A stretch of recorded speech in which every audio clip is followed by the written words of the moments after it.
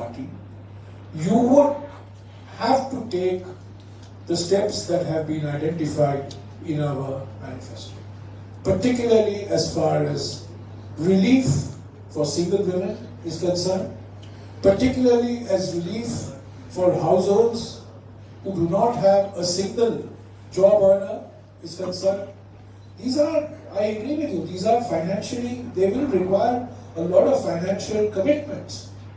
But these are commitments that we will fulfill.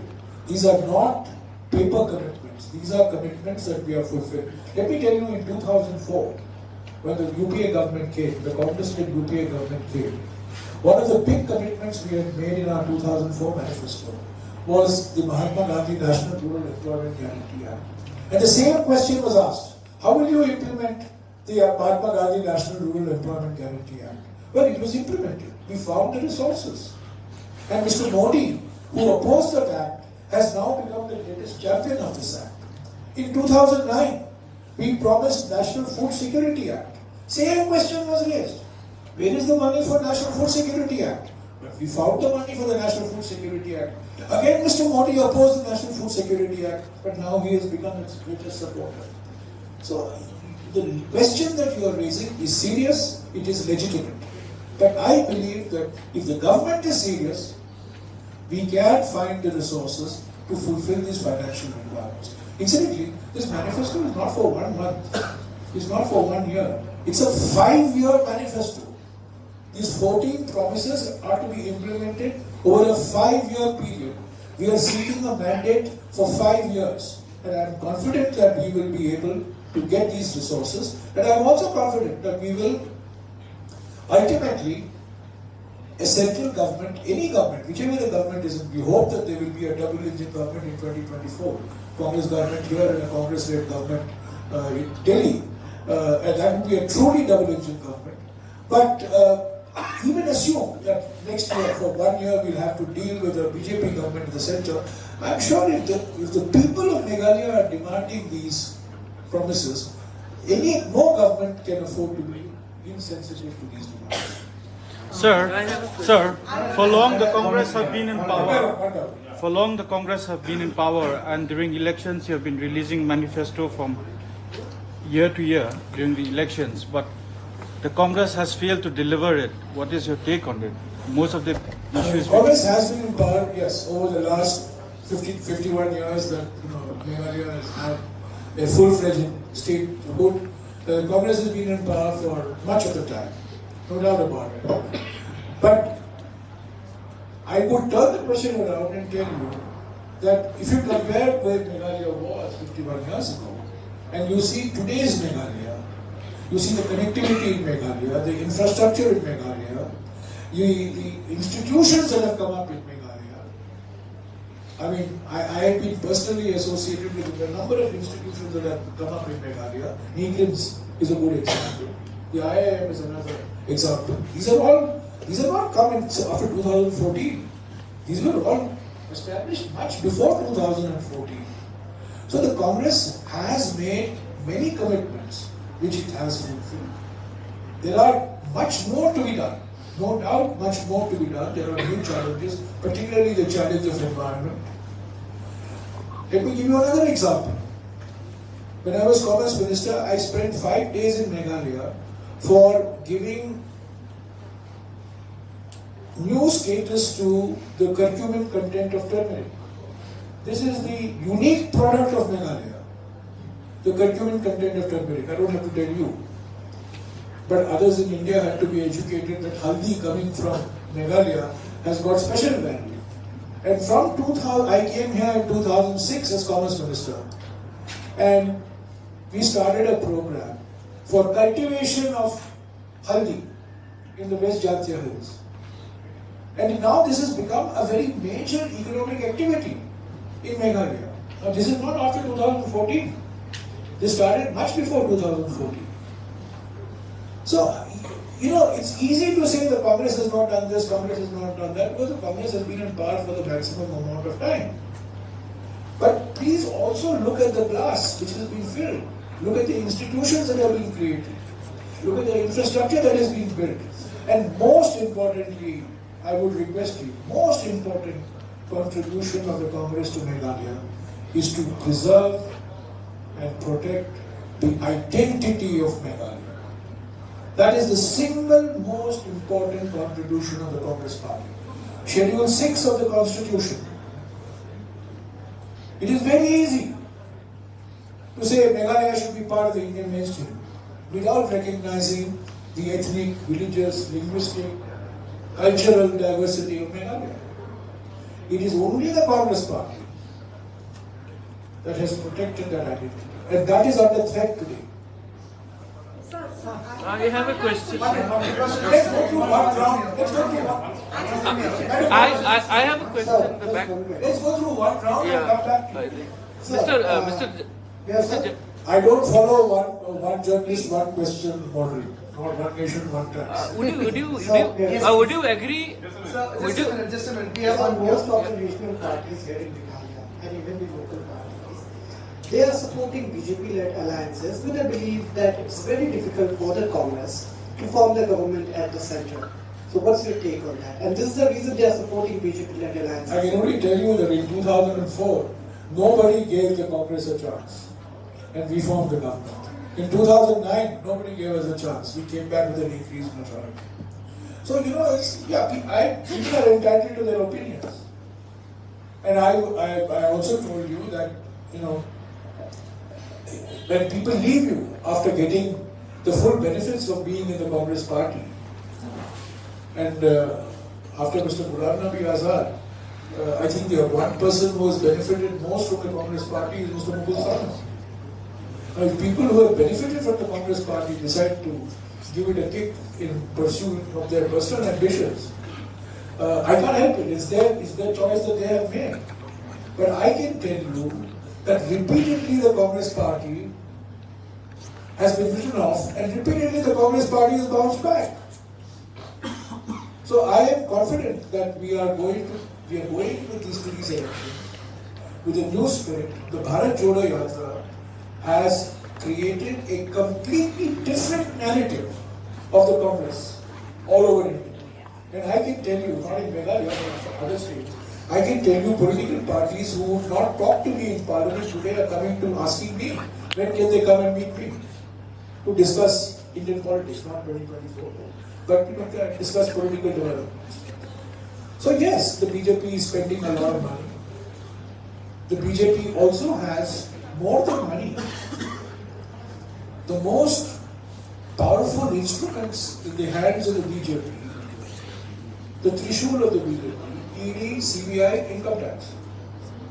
These three instruments they have, which they use. The Congress never used against its political opponents. Never. But the BJP will not hesitate for 1 minute to use these three instruments. So naturally, all these small political parties are vulnerable, and they, go and join. They are saying that. But let's see. We are hoping that the people of Meghalaya will give these Judas's the answer that they deserve. This is Abhijit. As you're talking about Bharat Jodo Yatra, and this elections in 3 states comes just after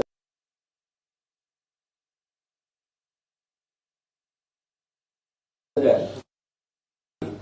Do you think that the mandate which will be given by the voters will be a true reflection of Bharat Jodo Yatra's success? Bharat Jodo Yatra had nothing to do with the elections. Nothing whatsoever to do with the elections. It just so happens that these 3 state elections are coming now. I did not believe that the Bharat Jodo Yatra was responsible for our victory in Himachal Pradesh.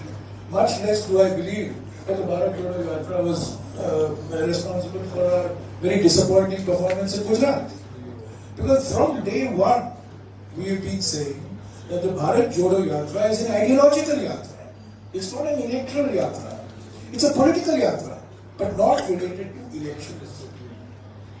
That is why we started the Haath Se Haath Jodo campaign after the Bharat Jodo Yatra. So the Bharat Jodo Yatra was to deal with the ideology of the Congress, to deal and combat with the ideology of the BJP and the RSS, the three ideologies that we are opposing: economic inequality, social polarization, and political dictatorship. So, we do well. I am not going to take any credit for the Bharat Jodo Yatra, let me assure you. If we do badly, I am sure all of you will say Bharat Jodo Yatra ka kya fayda hai, isse koi fayda nahi hua. That will also be a wrong view. So the Bharat Jodo Yatra is, the results have to be seen over a 5-year, 10-year perspective. This is a long-term ideological battle. That's why we are doing the Bharat Jodo Yatra. Sir, it's not an event. The Bharat Jodo Yatra is not an event. It is a movement. And those who have not had a chance, then I'll come back to the second chance. Yes, ma'am. Yeah. In your manifesto, yeah. In your manifesto, you have mentioned about solution of finding an amicable solution of this border issue. So right now, 12 out of 6 areas of differences are sorted out by the government. So will you revoke this boundary agreement signed with Assam? Vincent. You see, whether it's 12 or 22, whatever you say, different areas, the boundary dispute this government has not solved it, rather they made it more complicated. So when we do when we try to solve the border, we have to discuss with people on the ground. Actually, in Meghalaya, because of the land tenure systems, totally different. The culture is totally different from Assam. So we should discuss with the state, with the district council, with the villages, with all these stakeholders. It is not that a chief minister of one state sits in a 5-star hotel and another chief minister and say that we solved the problem. After they have signed the agreement, how many people have been killed? How many problems are still on? So they have not been able to solve the problem. But if you see during the Congress, we always try to see that people on both the borders works together, respects each other. Assam is a state which covers almost 3/4 of Meghalaya. So we cannot afford to fight in such a way where we have to be bloodshed all the time. We have to, that's why we said we need amicable solutions where we can push for a boundary commission. And if the commission is there, then every stakeholders in the border will get an opportunity to examine, will get an opportunity to represent their views, ideas, history, geographically, and that should be a solution. It's not sitting only for 3-4 months, listening to the politicians in the border and solve the problem. Problem has not been solved, and if we come to power, we will have a proper solution. Thank you. The BJP has appealed to the people of Meghalaya to vote for a double-engine government. So do you think that Meghalaya really needs a double-engine government? BJP will always, telling lie to the people of Meghalaya. If you see in the last election, the manifesto, they said that coal will be opened in 180 days. Now, more than 5 years, has not been there. BJP now is threatening the people of Meghalaya. If you don't vote for BJP, then you will not get money. If you don't vote for BJP, then you cannot form the government. This is a democracy. The BJP cannot run, whether it's double engine, single engine, and 10 engines. It's the people of Meghalaya who run Meghalaya, it's the leaders of Meghalaya who run Meghalaya. So the BJP, I thought BJP will get even two members in the league. Last time they got only 2 because those run from the Congress. Though the question of double engine or single engine doesn't arise in Meghalaya, it's the people of Meghalaya to decide, it's not the BJP to decide. The BJP says to the states, have a double engine government in the state. A double engine government in Guwahati, double engine government in Shillong, double engine government in Agartala. While it itself has a double engine government in Delhi. So, you know what I mean? Yes, sir. Just another question. And that double engine government is under grave threat of being derailed. Because one of the engines is under attack, one of the engines has been found to be a fraudulent engine, and this whole Modi-Adani affair will bring out the truth of how Mr. Adani has benefited from the Modi regime, how all airports have been privatized in favor of Mr. Adani, how all ports have been privatized in favor of Mr. Adani, how railways, power distribution, power generation, gas distribution, take whichever economic activity, Mr. Adani is the prime beneficiary. And the Prime Minister does not even mention in his Lok Sabha and the Rajya Sabha addresses this severe crisis that we are going through because of the manipulation and of this one engine which is driving the central government. Sir, you mentioned that you will manage the fund for some of the promises that are there in the manifesto. I'm talking particularly about the single mother scheme. It's one thing to manage the fund, then there is another thing is where is the country headed to, The Supreme Court has observed that these treaties will lead to economic disaster and it is a distortion of the informed decision of the voters. Many TNC and all, they have promised heaven and earth on this one. Don't you think Congress, being the oldest party, could have done something better? I think it's a very important question. When we did a survey, we found that our society is deteriorating because of the family problems in our society. The only way we have to bring back our society is to help the mothers. We have calculated it will cost us not more than 200 crores in a year. I can tell you from the economic point of view, as of today, only the limestone which Meghalaya is producing 50,000 tons every day. If you collect the revenue, it will cost us almost 365 crores in a day. But the real collection is not even 80 crores in a day. So there's a leakage of revenue of almost 250 crores in a year, not in a day, in a year.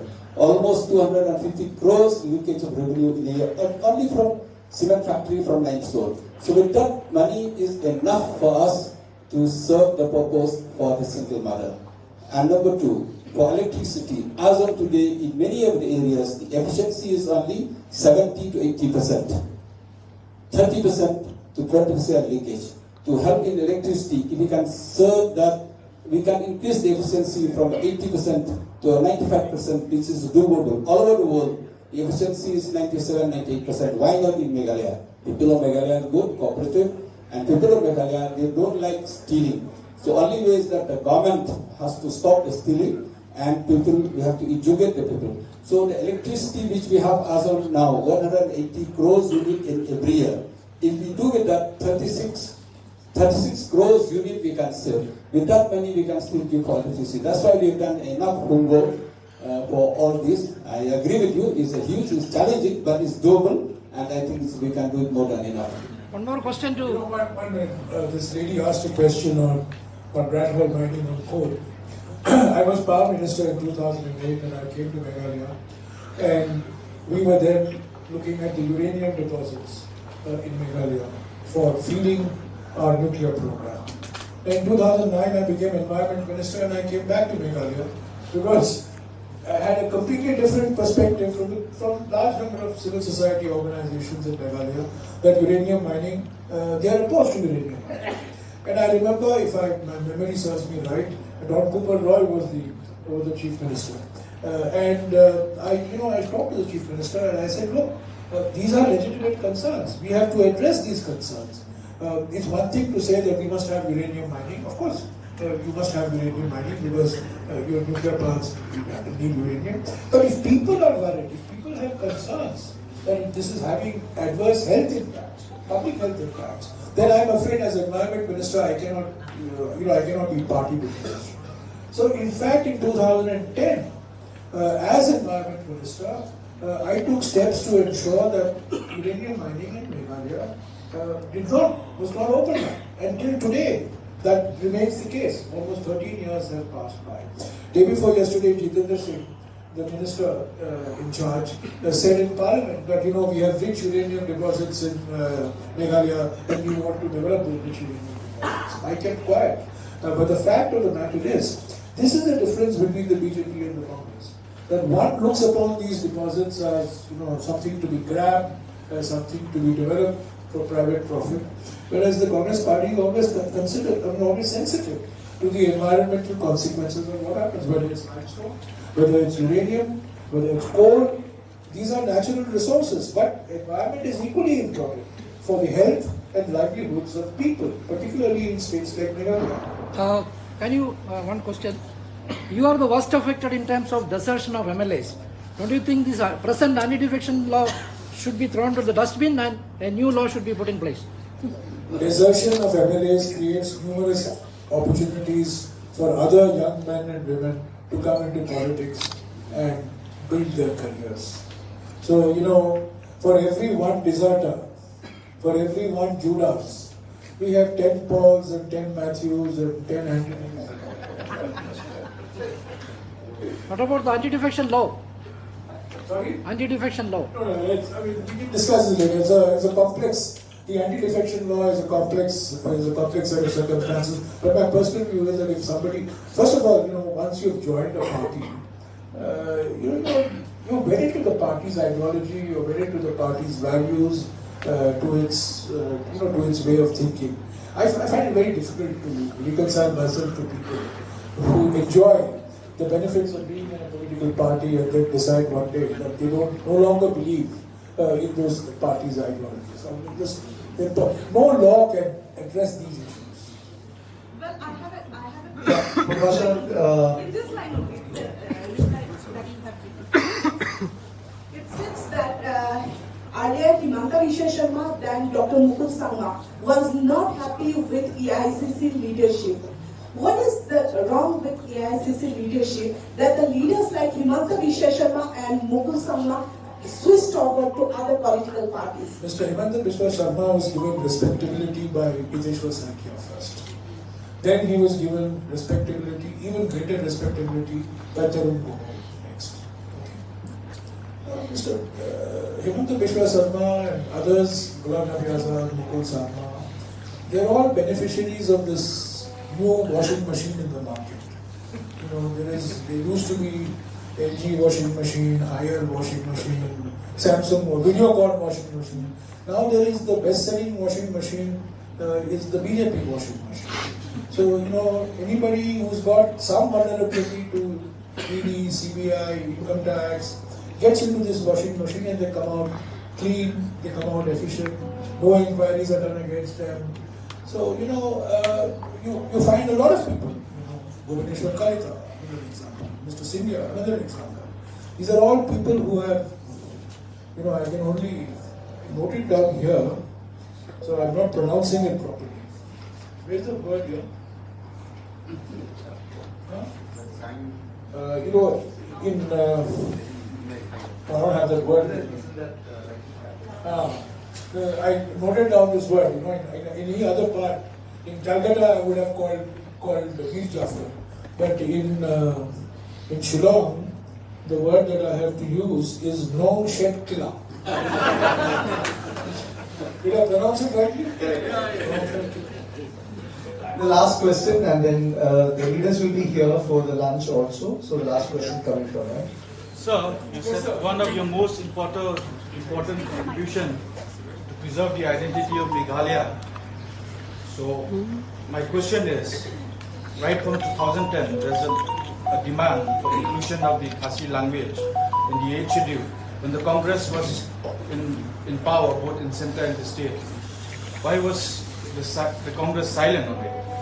Yeah, you are right. We have been trying right from not even 2010, I think right from 2009. After I became an MP, we worked very hard, but to include any language in the 8th schedule, lots of criteria are required. So it looks a lot of census, a lot of collection on the ground. So these has been done before, and we need the help, the recommendations of the states, because we cannot just include a language.